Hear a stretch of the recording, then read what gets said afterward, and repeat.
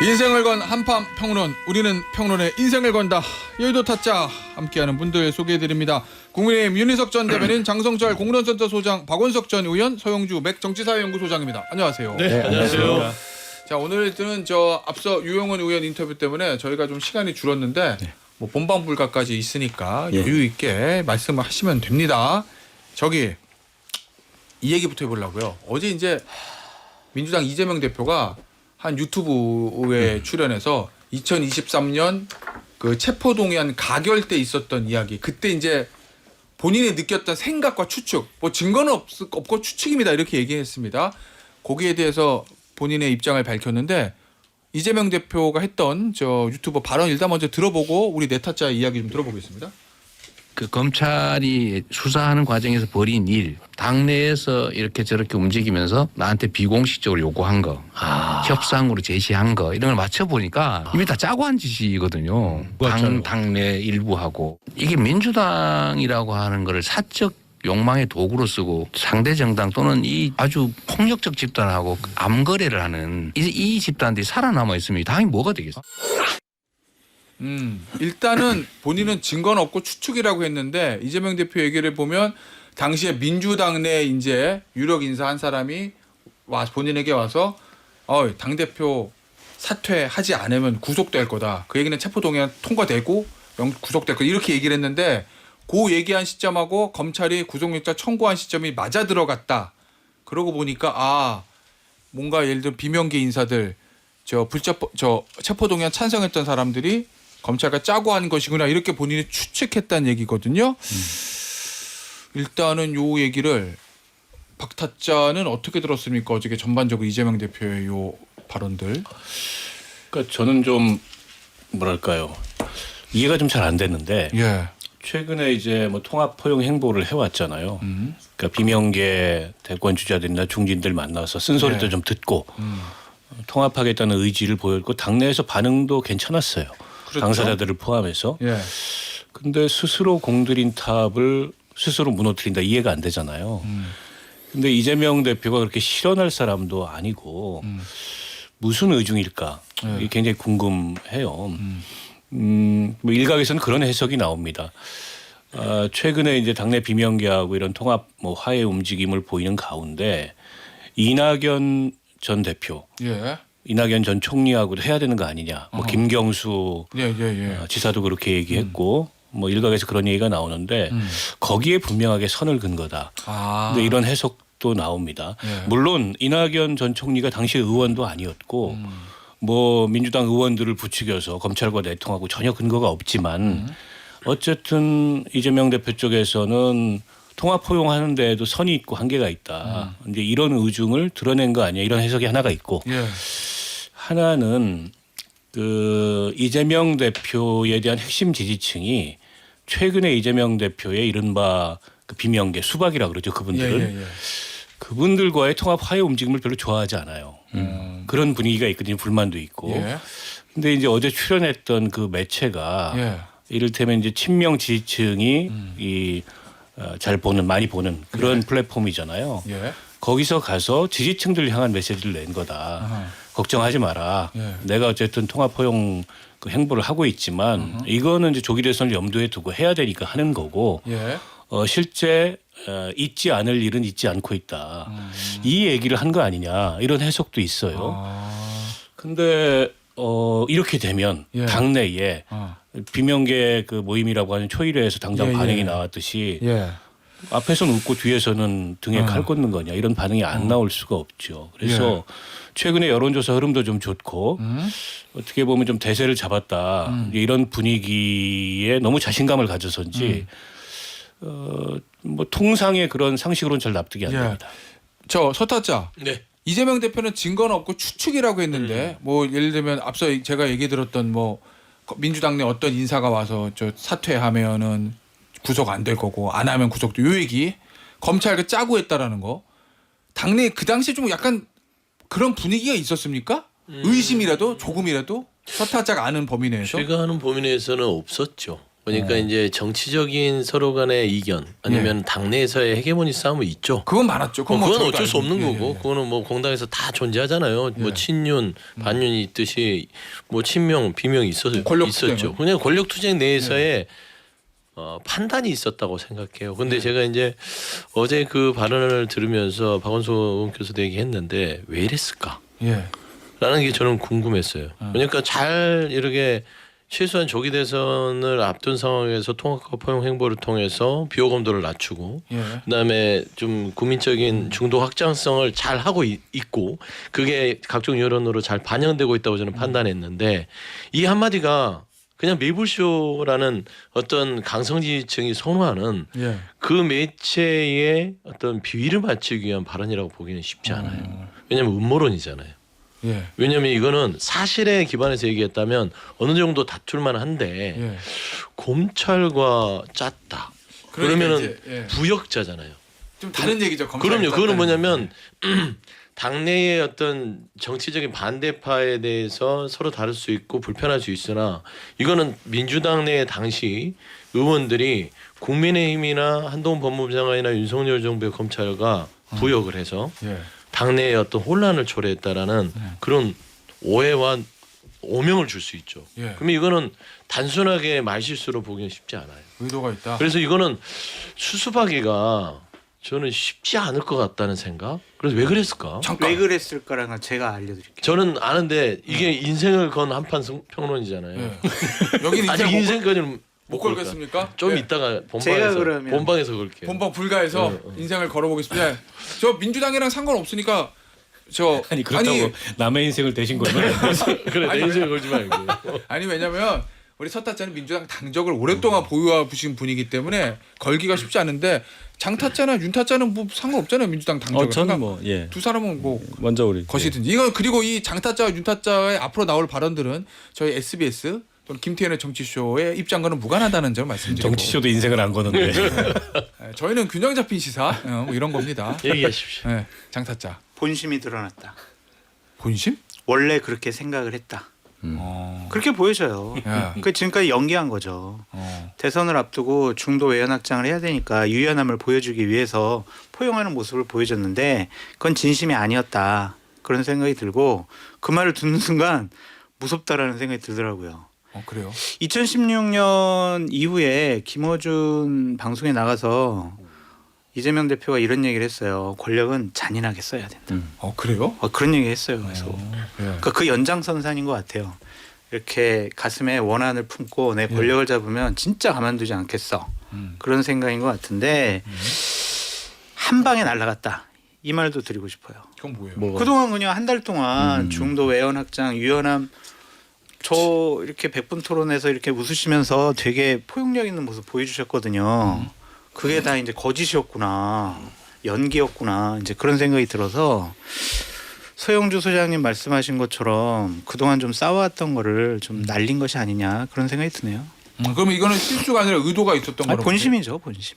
의도적으로 이 발언하는 의도는 거다? 아닌 것 같고 본심이에요, 그냥. 의도는 본심에 아니고. 가까운 거는 제가 잠깐 보태면 매불쇼 자체가 예. 한 번 동접자가 한 30만 40만씩 강성 지지층이 오고요. 댓글이 실시간으로 계속 올라옵니다. 예. 그러면은 나름대로 그들의 어떤 입맛에 맞는 발언을 하다 보면 그 마음에 있는 어떤 정치적인 어떤 여러 가지의 그 단계들을 필터링 안 거치고 예. 나왔을 가능성이 큰데 저는 이게 참 속상해요.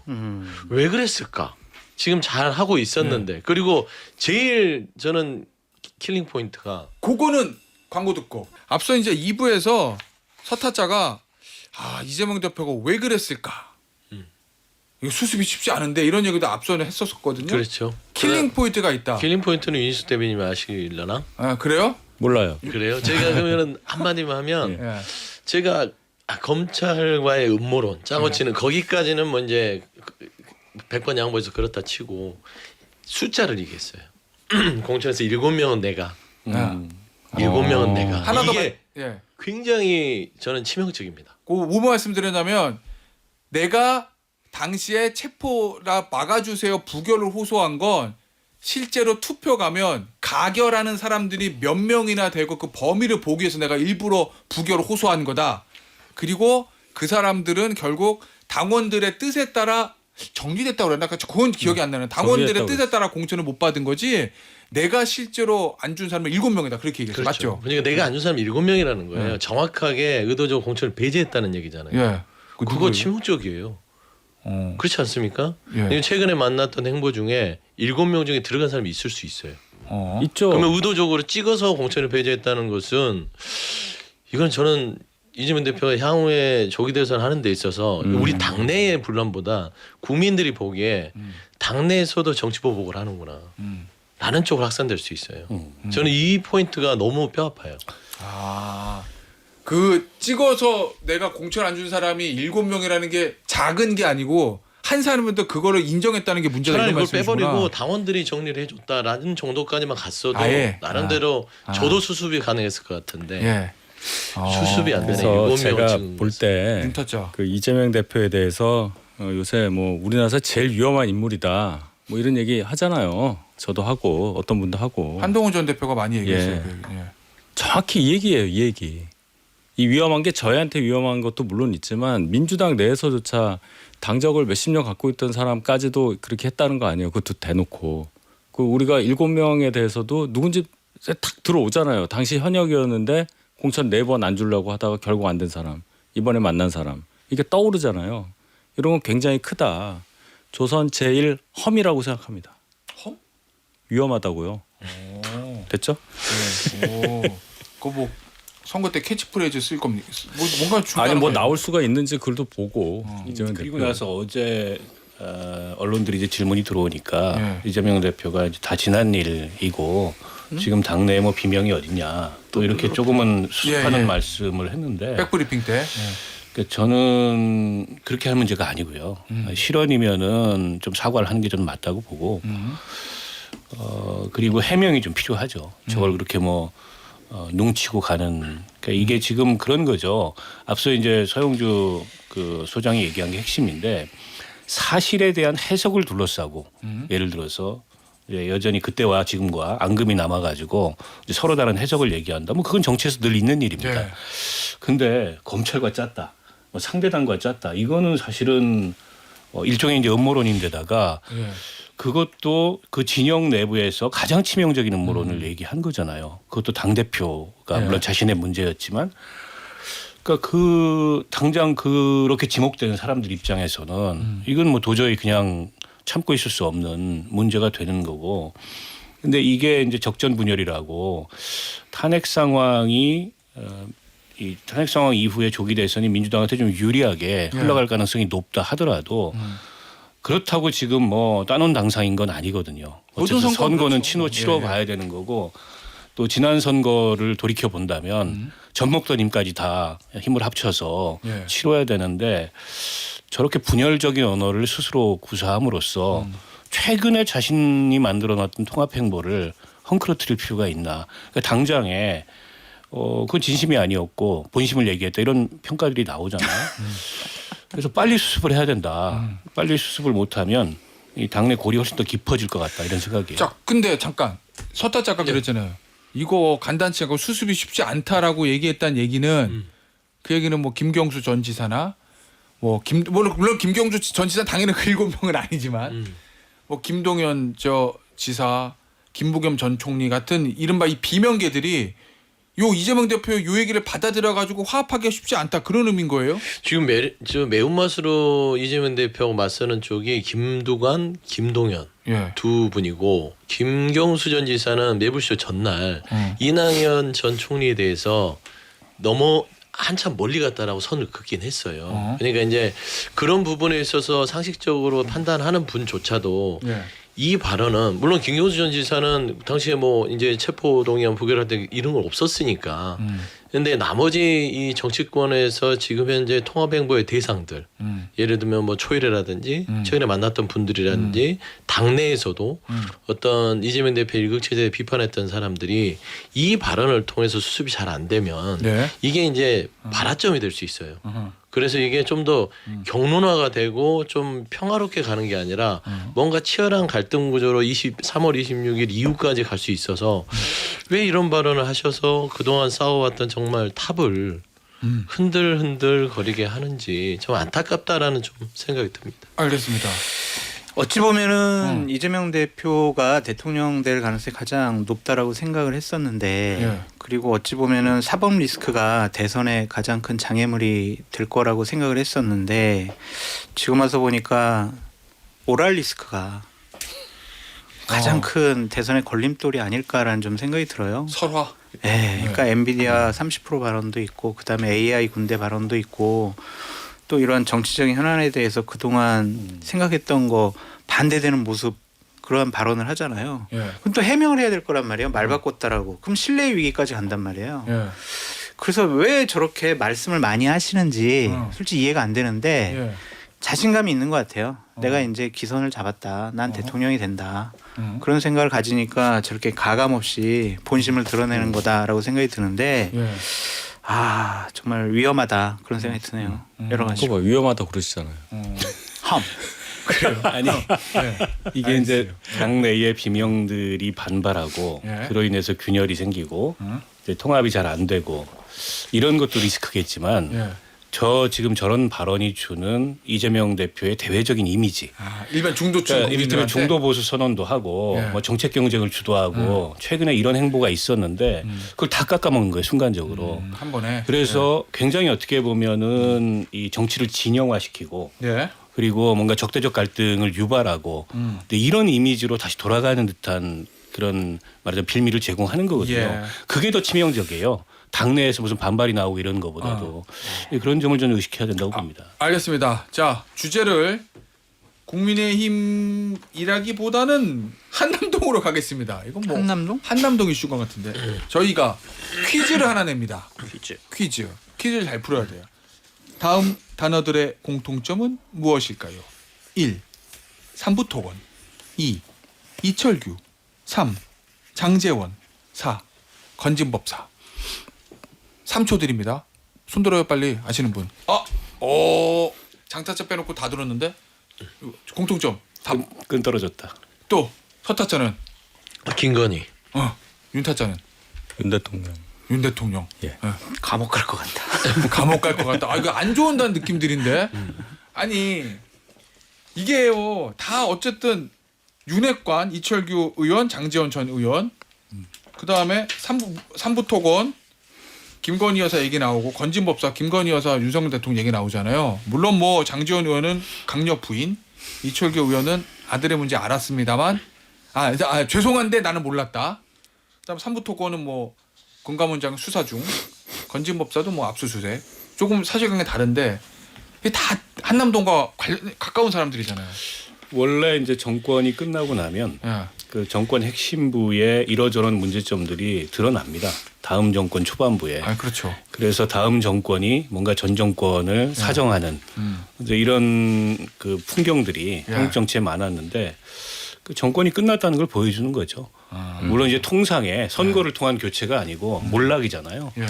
그렇다 보니까 그 정권 핵심부에서 뭔가 이제 그 정권을 등에 업고 누리던 사람들 혹은 자신들의 비위가 드러나지 않도록 틀어막던 사람들의 문제점이 드러나고 있는 거라고 보고요. 장제원 의원도 마찬가지고 이철규 의원도 마찬가지고 이제 삼부토건 같은 경우에는 그보다 심각할 수가 있어요. 이건 직접 연루됐을 가능성이 있습니다. 대통령 하긴 이철규 부부가. 의원이나 장제원 전 의원은 뭐 대통령 부부랑 상관없는 거지. 근데 이제 인물이 가깝다는 거지. 왜냐하면 삼부토건 그 조남욱 회장하고 예. 오래된 관계가 있잖아요. 예. 윤 대통령 부부하고 예. 그 윤 대통령 부부를 소개시켜주는 역할을 했다고도 알려져 있고 예. 그런데 그 일가가 어쨌든 100억 원대의 예. 시세 차익을 시세 조정을 통해서 누렸다. 아하. 거기에는 이제 우크라이나 재건 사업이라는 예. 시공 능력이나 뭘로 봐도 회사의 재무 상태나 그 재건 프로젝트에 들어갈 만한 기업이 아닌데 그걸 동반해 가지고 뭐 그 국제 포럼에 참여하고 그로 인해서 주가가 오르고 예. 그건 너무 명확하잖아요. 그래서 금감원도 어쩔 수 없으니까 이복현 금감원장조차도 이거 좀 문제가 있다 이렇게 좀 인정한 거 예. 아니겠어요? 그래서 이거는 직접 윤 대통령 부부와 연관된 사안이기 때문에 예.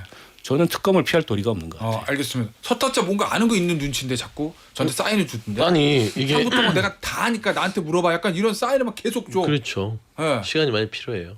근데 하십시오. 다 드릴게 시간. 근데 이게 왜 제가 김건희 여사 얘기를 했냐면 예. 윤석열 대통령과 관련이 있다면 이거는 그냥 김건희 여사가 정점에 있다고 보면 맞아요. 모든 이슈가. 그럼요. V 제로. 예. 그러니까 윤석열 대통령은 실행. 그러니까 시행은 김건희가 하고 시공은 윤석열 대통령.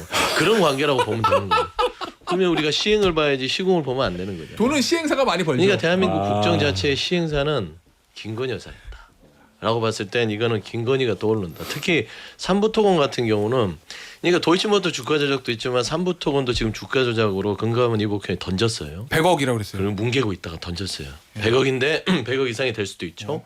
삼부토건의 핵심은 김건희 여사 연결을 하려면 이종호 블랙펄 인베스트 대표 도이치모터에서 그렇죠. 거기에 카톡에 있는 멋진 해병 예. 거기에서 3부 체크 이렇게 다 연결이 되는 거예요. 예. 근데 이제 이종호는 도이치도 있었지만 3부에도 있었다라고 봤을 때 예. 저는 이 금감원에서 파악된 이 100억의 주가 조작이 아주 광범위하게 오랫동안 진행이 됐다고 봅니다. 예. 삼부토건의 회장은 누구랑 가깝죠?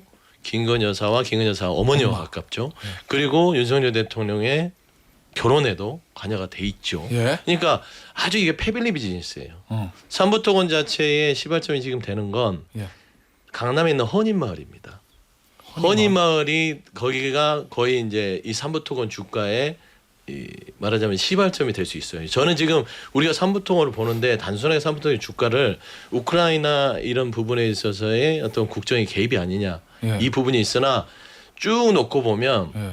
김건희 여사 그다음에 오빠 엄마 관련된 사람들이 다 담겨져 있는 곳이 강남의 헌인마을이고 거기가 헌인마을이 삼부토건이 공사를 맡아요. 예. 그리고 거기가 이제 부실채권에 대해서 NPL 자체를 하나의 개발사를 넘기고 그 개발사에서 또 SPC를 넘기고 하면서 삼부토건의 신주가 1,100만 주가 거기서 생겨납니다. 그리고 거기서 350만 주, 750만 주가 그 중간중간에 이 주가 조작에 수익을 얻어요. 그런 이제 히스토리가 그 안에서 담겨져 있다. 그래서 제가 이제 시간이 부족하다는 것인데 예. 그래서 김건희 여사가 직접적으로 혼자만 개입된 게 아니라 예. 김건희 여사의 일가가 그리고 어떤 정치권에 유력한 사람들이 이 삼부토건의 주가에 깊숙이 개입돼 있다. 그래서 저는 이 금감원에서 던진 이 100억대에 대한 이 수사 자료는 예. 시작에 불과하다. 와. 저는 그렇게 봅니다. 아, 그 일단은 뭐 저 현재까지 나와 있는 얘기는 추정인데, 근데 만약에 김건희 여사 진짜 관련성이 나오려면 뭔가 그 차익을 결국은 이제 돈을 어떻게 가져가는 이거잖아요. 그러니까 예를 들면 그냥 뭐 아는 사람을 부탁하니까 그래 뭐 우크라이나 협력 때 한번 껴주지 뭐 요것도 사실 문제는 있지만 그거보다 더 나아가서 그걸로 삼부토건 주가가 오르고 그 차익을 어떻게 좀 쉐어하는 거 요게 중요한 건데 그렇죠. 그 부분에 대한 것도 있습니까? 그러니까 제가 왜 이거를 알게 됐냐면 오랫동안 봤는데 그 제 아는 후배 보좌관이 경영학 박사인데 이 헌인마을 쪽에 꽂혀서 거의 한 3, 4년을 팠더라고요. 예. 그래서 최근에 드러난 것들이 이제 사실로 드러나기 시작했고 거기에는 예. 뭐 증언들도 있고 말하자면 삼부토건 사주의 자제분이 예. 말하는 김건희 여사의 어머니의 이름을 거론하면서 누구를 삼자로 거기에 심어놨고 그다음에 SPC 구성하는데 누구가 들어가 있고 거기에는 박영수라는 이름도 등장하고 여러 가지로 여기가 박영수요? 그렇죠. 대검 박영수 특수부장? 특검 그렇죠. 아. 되게 여러 가지가 지금 거기 깔려 있는데 이 삼부토건의 1,100만 주라는 게 작은 주가 아니잖아요. 그러니까 그때부터 아마 이상 지구들은 있었을 것이다라고 했을 때 저는 이게 지금 금감원에서 100억 던진 거는 예. 이제 시작일 것이다라고 좀. 알겠습니다. 요 뭐 우크라이나 재건 사업과 관련된 얘기는 이제 언론에서 레거시 미디어에서 보도가 된 거니까 저희가 사실관계는 말씀드리는데 서타자가 얘기했던 헌인마을 그건 저는 개인적으로 처음 듣는 얘기거든요. 그건 아직 뭐 보도가 된 건 아니기 때문에 그냥 저 서타자의 주변에 있는 저 민주당 전직 보좌관들이 추적하고 있다 현재. 네. 최소한 1,100만 주의 예. 삼부토건 주식이 거기에 담겨져 있었다는 건 팩트입니다. 의혹을 가지고 있다. 사실관계 확인 중이다 정도로 일단은 정리를 하겠습니다. 그 부분은 뭐 언론이 또 취재한 보도를 하겠죠. 균형 잡힌 시사 김태현의 정치쇼. 너무 균형 잡혀 있어요. 너무 균형 잡혀 아니 있어요. 사실관계가 보도된 거랑 아직 보도되지 않은 거랑 구별하는 게 이 저 미디어의 기본이 됐고 뭐 균형이 알만한 안 사람이 말이에요. 잡혀야 일방적으로 가야 막 10만, 20만 막 동접자 나오고 그러는 거 아니에요? 저희는 나쁜 길을 가지 않습니다. 알겠습니다. 바른 길을 갑니다. 균형 잡힌 시사 김태현의 정치쇼. 바르고 예쁘고 고운 말로 합니다. 그것도 이철규 장재원 의원 같은 경우에는 지금 가장 느슨한 부분을 툭 건든 것 같아요. 느슨한 부분? 네, 그냥 제일 약한 부분. 이 두 분과 관련해서 정말 많은 흉흉한 소문들이 많이 있었는데 예. 공교롭게도 일주일을 사이에 두고 예. 이 부분이 빵빵 좀 터지고 있단 말이에요. 예. 건진법사 같은 경우에는 잠깐 그 얘기 그거부터 정리합시다. 그럼 이철규 의원, 장재원 의원은 전 의원은 장타짜 발로 하면 다른 의혹들이 많은데 그 중에서 제일 약한 게 여의도 발로 해주세요. 여의도 발. 그러니까 여의도 여의도의 기자들 사이에 예. 뭐 여러 가지 흉흉한 소문들이 있었는데 예. 그 중에서 가장 약한 부분, 그러니까 약점이 아니라 가장 수준 낮은 그런 좀 느슨한 예. 그런 부분을 좀 툭 건드린 것으로 보여요. 작은 거를 건드렸다는 얘기 그렇지. 아니에요. 저게 근데- 작은 거예요? 그러니까 더 있다는 얘기잖아요. 그냥 쉽게 얘기하면. 안돼 뭐 그렇죠. 이철규 의원은 뭐 아들 소문이 얘기고 완전 본인 많으니까. 얘기는 아니고. 그런데 여기서 만약에 이 두 사람이 그냥 쓱 무너지게 되면은 예. 아마 더 많은 것들이 나올 것 같다 그런 생각이 들고 건진법사도 이제 건든 게 예. 여의도에 돌아다니는 소문에 의하면 여권의 핵심 실세 K가 예. K를 겨냥한 거다 막 이런 얘기를 기자분들이 해주더라고요. 건진법사 K 건진법사를 툭 건든 건 K 여권의- 둘건여사예요? 여권의 핵심 실세 K를 겨냥한 거다라는 소문이 있더라고요. 그러니까 이런 거 보면 공교롭게도 이신 전심으로 그러니까 누군가 막 계획하고 작전 짠 게 아니라 예. 그냥 이심 전심으로 야 이제 윤핵관들 그동안 캐비넷에 넣어놨던 거 예. 하나씩 좀 공개하고 예. 좀 처리해야 되지 않냐 그런 생각들을 한 것 같아요. 그래서 그 목적이 이 사람들 뭐 명예를 훼손하고 뭐 좀 공격하기 위한 것이 아니라 결국에는 좀 사법 처리를 하려고 하는 예. 그러한 단계까지 가려고 하지 않을까. 이건 저희 추측. 잠깐만. 그러면 이제 툭 건든다는 얘기는 한번 툭 찔러보는. 야 그래 예를 들면 이철규 의원이 이 정도로 가지고 무너지나 버티나 볼까? 그렇죠. 그리고 그렇죠. 제일 약한 거 던졌다는 표현이죠. 그렇죠. 툭 던졌다는 거는 그럼 이게 자연 발생적으로 이철규 의원 아들이 저 던지기 수법으로 액상대마 입수한 거 경찰이 조사하다가 그러면 기자들이 열심히 취재해서 자연스럽게 나온 게 아니라 누군가가 큰 그림을 가지고 아니, 야 아니, 풀어 이랬단 얘기예요? 그냥 그게 누군가 뭐 다 작전 짜고 계획한 게 아니라 그냥 이심전심으로 야 이제 이심전심은 더 무서운데? 윤석열 정권이 무너지고 있구나. 네. 그러니까 그동안 이분들과 관련된 캐비넷 중에 가장 약한 걸 한번 툭 던져보고 무너지나 안 수사 무너지나 던지기. 보고 정권 그런 거 말기에 아니냐. 나오는 그런 수사 생각이 던지기. 들어요. 아 그러면 중요한 소문 더 있습니까? 그러니까 이제 소 소장님 말씀처럼 삼부토건 이제 시작이라고 얘기하셨잖아요. 네. 이분들과 관련해서도 이제 시작이 아닌가 아. 그런 생각이 들어요. 막 지금 억지로 막 권력으로 눌렀거든 여러 가지 사항들을. 예. 우리가 김건희 여사와 관련된 것도 그동안 막 이런 소문이 있는데요. 말은 못해요. 막 이런 것들이 예. 다 사실로 드러나고 있잖아요 지금. 예. 그것도 지금 막 누르는데 이것이 이제 누르는 압력이 약해진 거지. 그러니까 이제 터져 나올 수밖에 없는. 어질어질합니다. 예. 예, 어질어질해요. 일단 좀 어질어질합니까? 어질어질하죠. 어. 예. 저보다 이제 훨씬 더 많이 아실 테니까. 아니요, 저기 예. 윤희석 대변인님이 훨씬 더 많이 알아요. 아, 던지게 해야 돼. 빨리 던져보세요. 예. 저는 예 아닙니다. 예. 아니 근데 아직 어쨌든 대통령 탄핵 심판 결과가 안 나왔잖아요. 예.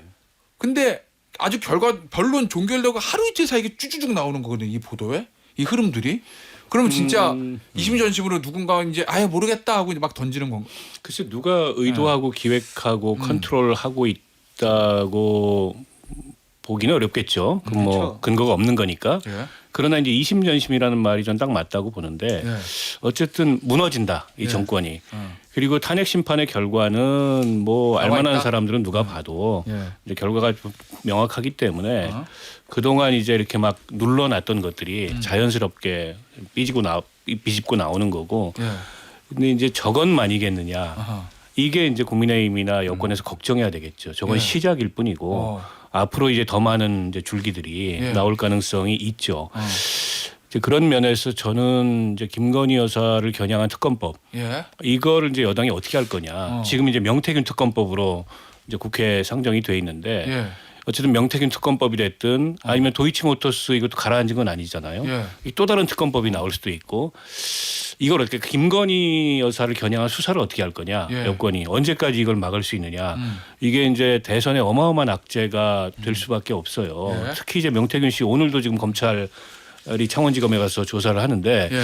최근에 검찰 수사를 보면 아주 명확하게 오세훈, 홍준표 두 이제 이 광역단체장을 향하고 있다는 게 보이거든요. 예. 그럼 언제까지 이거를 계속 그 국민의힘이 틀어막을 거냐? 거부하는 자가 범인이다. 예. 이 프레임에 딱 걸리게 돼 있어요. 알겠습니다. 윤타짜. 네. 친한계에서는 요 상황 어떻게 보고 있습니까? 한동훈 전 대표는 얘기해봤어요. 혹시 요네 아니요. 명이 얘기 줄줄이 터지는 요 상황들? 아니 뭐 그런 얘기를 한 적은 없고요. 예. 다만 이제 명태균 씨 그 명태균 특검법 통과 관련해서 자꾸만 뭐 친한계는 속으로는 통과시키길 원한다 이런 말씀을 자꾸 하시는데 한동훈 전 대표가 아니라고 손을 걷잖아요. 그렇죠. 그럴 이유가 없는 거죠. 그냥 쉽게 얘기하면 그러면 당이 어떻게 되겠냐까지 생각해서 당이 푹 가라앉았는데 후보돼서 뭐해요? 후보되려고만 하는 거잖아요. 그런 거는 그러니까 그런 얘기조차 새 저희는 당의 후보가 될 수도 네? 있고 새로운 당의 후보가 될 수도 있고. 그거는 서타자한테 말씀하셔야 되는 거 아니에요? 민주당이 지금 뭐 무슨 저쪽이 난리 났잖아요 지금. 난리 안 우리는 났어요. 그런 거 안 해요. 서로 간에 던지기를. 자, 그럼 아니 왜냐면 이 새로 그 당이 완전 무너지고 왜냐면 이 네 명 이 어떻게 보면 한동훈 전 대표하고 정치적으로는 좀 다른 좀 사이가 좋지 않은 사람이기도 하지만 같은 진영이라고 보면 이 여기서 이게 권력 누수 현장으로 막 터지는 게 친한계나 한동훈 전 대표에게는 뭐 좋은 거예요, 나쁜 거예요? 그거 어떻게 보고 있냐고. 그런 그게 평가하기는 궁금해서. 좀 거리가 멀어요. 장재원 의원 같은 경우는 전직 네, 의원이 뭐 됐고 그렇죠. 굳이 여기서 한동훈 대표하고 대립각을 세웠다 이런 분 이철규 의원 정도로 보이는 건데 네. 지금도 그렇게 많이 활동을 안 하시잖아요. 그래서 이거는 좀 분리할 필요가 있다. 적어도 한동훈 대표 비대위원장 들어온 이후부터는 예. 이분들하고 전혀 관련이 없는 거죠. 그 전도 마찬가지고요. 사실 관련이 없어요. 제가 볼 때. 알겠습니다. 여러분 한 시간 다 안 하고 40%니까 아쉽죠. 많이 하십시오. 많이 아쉽네. 그렇지만 저희에게는 본방 불가가 있습니다. 네, 오늘 저 네타짜 본방에서는 여기서 인사드리고요. 9시 5분에 스튜디오 옮겨서 본방 불가에서 만나도록 하겠습니다. 감사합니다. 네, 감사합니다.